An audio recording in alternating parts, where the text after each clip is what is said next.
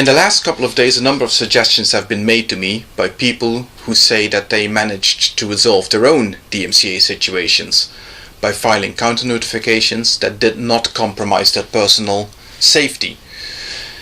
Whilst many of those will work, I'm not sure that I can really personally endorse them, because technically they would not be entirely kosher, not be entirely legal, or they would be breaking the YouTube terms of service.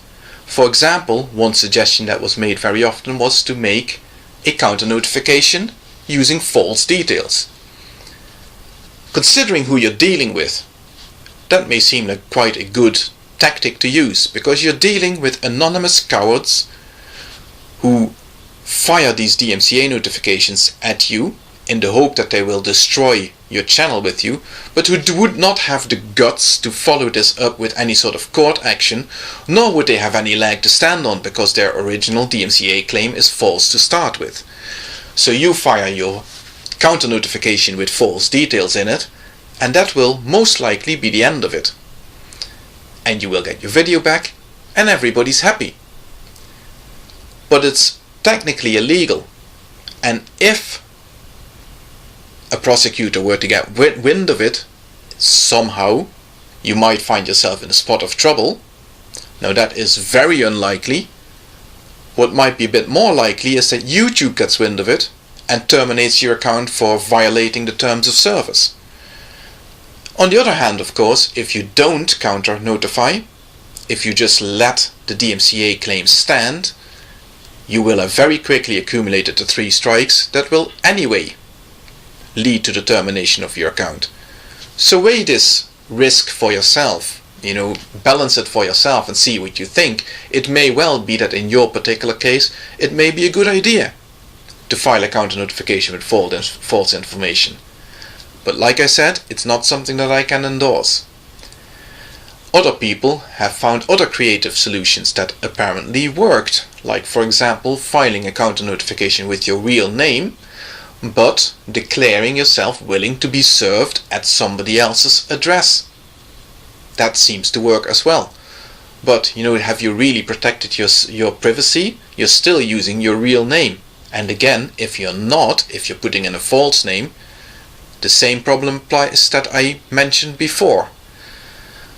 But these are all ideas that might work, and that might under certain circumstances be the best way to go and the easiest way to solve this problem for you anyway.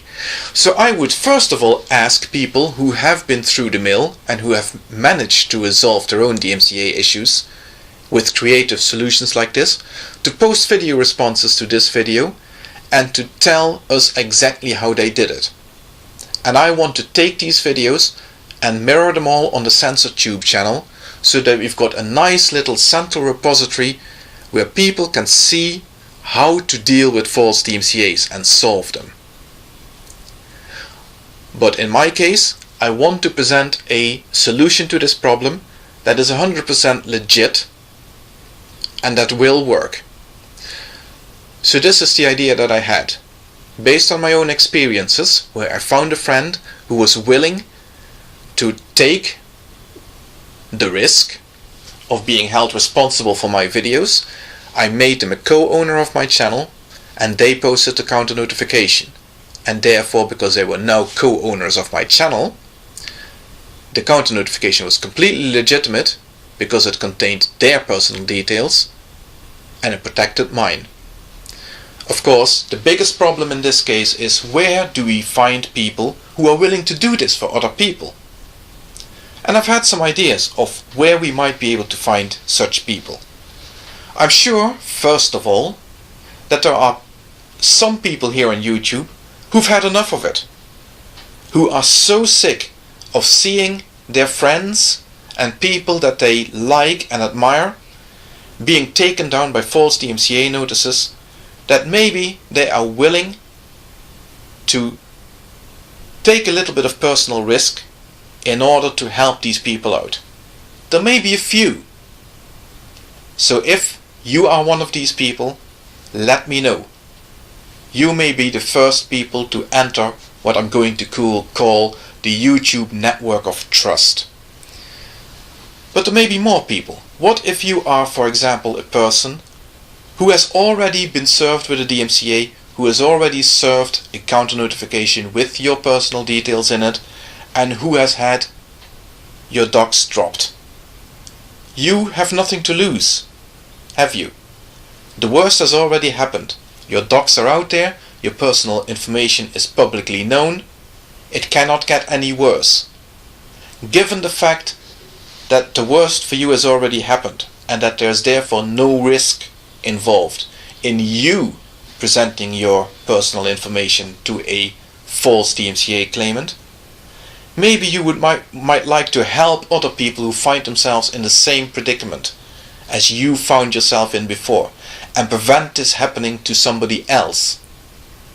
So I'm asking those people who have been the victim of false DMCA attacks and who have had their documents dropped to consider joining the YouTube network of trust, helping other people not having to go through this, the same thing that you had to go through. And then of course you might want to think about who you know in your own environment who may be able to help, because you may be in a position where you wouldn't want your personal details to be publicized. But what about people in your environment? You may know, for example, a police officer or a teacher or somebody in a position of authority who is not that concerned with having their personal information known, or whose personal information is already out there anyway, in the same vein as the person whose docs have already been dropped. Free speech activists, do you know any? Make them aware of this problem, what's going on this side, and perhaps they might want to come and help us out here. If we establish a large enough group of people, we will be in a position that whenever a false DMCA is made against anybody, they will have somebody they can turn to and ask for help in this way. And they will then make sure that this gets wiped out as quickly as possible and the video gets restored as quickly as possible. Obviously, we are asking people to take a risk.